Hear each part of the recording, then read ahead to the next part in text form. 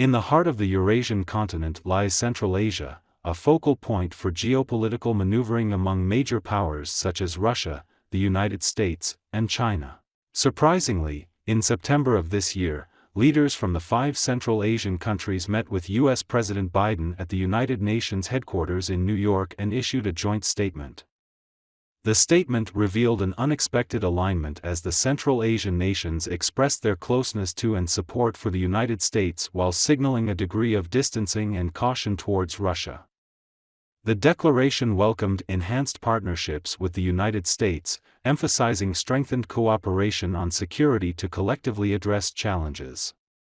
This suggests that the United States intends to provide resource assistance and security assurances to Central Asian nations, aiming to balance Russia's influence in the region. However, whether the Central Asian countries have truly defected and completely turned towards the United States remains to be proven over time. Given their geographical proximity to Russia and Ukraine, the meetings and joint statements with the U.S. do not necessarily imply a complete severance of ties with Russia. In reality, the Central Asian countries are seeking a balanced and diversified diplomatic strategy to safeguard their own interests and security.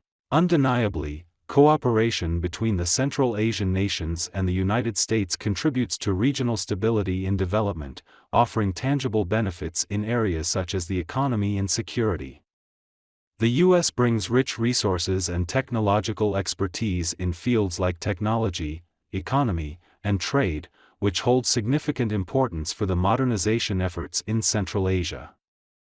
However, it is crucial for the Central Asian countries to maintain friendly relations with Russia and avoid getting entangled in geopolitical rivalries. Cooperation between regions should be grounded in principles of peace and mutual benefit. Historically, the Central Asian countries have adhered to such principles with positive outcomes. Today, let's take a closer look at Uzbekistan, the most populous among the Central Asian 5, and explore how it has quietly and mysteriously maintained neutrality while sustaining continuous development. The Republic of Uzbekistan is a landlocked country in Central Asia. There are 5 countries in Central Asia, and Kazakhstan ranks first in terms of area. But if population is used as a comparative indicator, Uzbekistan is firmly in the first position.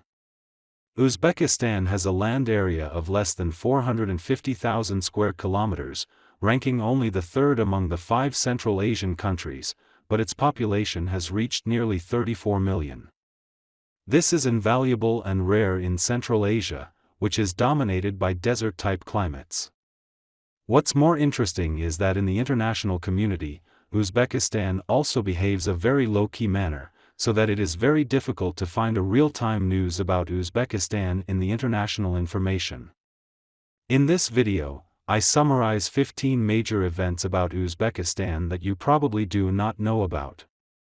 At the same time, at the end of the video, I will also briefly analyze why the Republic of Uzbekistan can maintain such a low-key style in the international community. And why does Uzbekistan only have the 3rd largest area among the 5 Central Asian countries, yet it has the largest population? Okay, let's get more details about it. First, Uzbekistan is one of only 2 doubly landlocked countries in the world, the other is Liechtenstein. What is a double landlocked country? That is, it is a landlocked country, and the surrounding countries are also landlocked. Second, it is puzzling that as a doubly landlocked country, Uzbekistan has only one inland Aral Sea that is drying up day by day. However, they actually have a large naval force with 2,500 people and 20 ships of various types. And yes, they also have the Coast Guard. Third, Uzbekistan is a country with very high gold reserves, and the proven amount ranks 4th in the world. Fourth, what Uzbeks are best at is dancing and embroidery. The Huxian dance, which was popular in the Tang dynasty in China, came from here. Embroidery is a skill generally proficient in Central Asia. Turkmenistan loves to embroider carpets. People here love to embroider clothes and bed sheets. Fifth, because of religious reasons, people here cannot intermarry with people of different races and beliefs. It is customary to intermarry between relatives, and marriages are generally arranged by their parents. Sixth, with the development of economy in recent years, free marriage and equality between men and women has become the general trend, and the phenomenon of polygamy is not much in Uzbekistan. Seventh, Tashkent, the capital of Uzbekistan, is located in the earthquake zone. The 1966 earthquake turned the whole city into ruins. Neighboring countries have had similar experiences.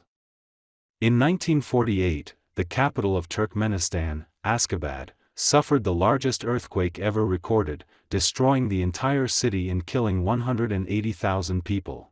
Eighth, the ancient city of Samarkand in Central Asia, the place where Khan lived in the ancient western regions, the capital of the Timurid Empire, is now the second largest city in Uzbekistan.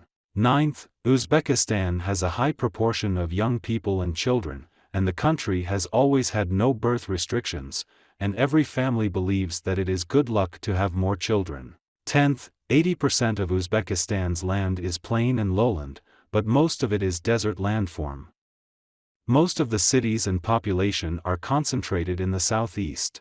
The 11th is that Uzbekistan is severely arid and is a place with hot summers and cold winters. Only the winter and spring rains will be slightly more. The 12th is that Uzbekistan was annexed by Tsarist Russia and became its vassal state. The 13th is that Uzbekistan is a country with a very developed industry, especially machinery manufacturing. The famous Il-76 large transport aircraft is manufactured by the Tashkent Aircraft Factory. The 14th is that Uzbekistan is also a full member of the SCO. The last is that starting from New Year's Day 2020, Uzbekistan will exempt Chinese tourists with round-trip air tickets, but only conditionally, limited to 7 days. Okay, after learning about these 15 things, let's now answer the 2 questions I asked at the beginning of the video. Why is the Republic of Uzbekistan able to maintain such a low profile in the international community? And why does Uzbekistan only have the 3rd largest area among the 5 Central Asian countries, yet it has the largest population? First of all, the Sir Darya and Amu Darya rivers, 2 major rivers in Central Asia, pass through the territory, and the rivers bring abundant agricultural water to Uzbekistan. The most densely populated place in Central Asia, Fergana Basin, covers an area of more than 20,000 square kilometers, which is the most densely populated area in Central Asia.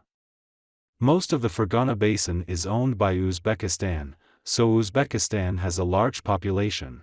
Second, Uzbekistan is far from great power disputes and has always been politically stable. As one of the only 2 double landlocked countries in the world, Uzbekistan is slightly closed, but it is self-contained, like a paradise. It never provokes major powers such as Russia and the United States. Instead, it is dedicated to developing its own economy.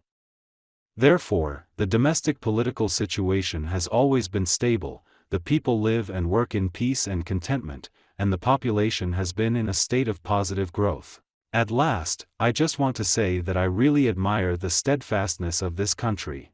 Since the end of the Cold War, major powers have never been as entangled by geopolitics as they are today.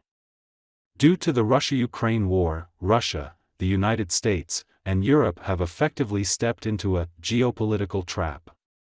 Geopolitics acts like an invisible hand, shaping the global market and influencing the major players within it. It resembles a director manipulating puppets on the front stage from behind the scenes.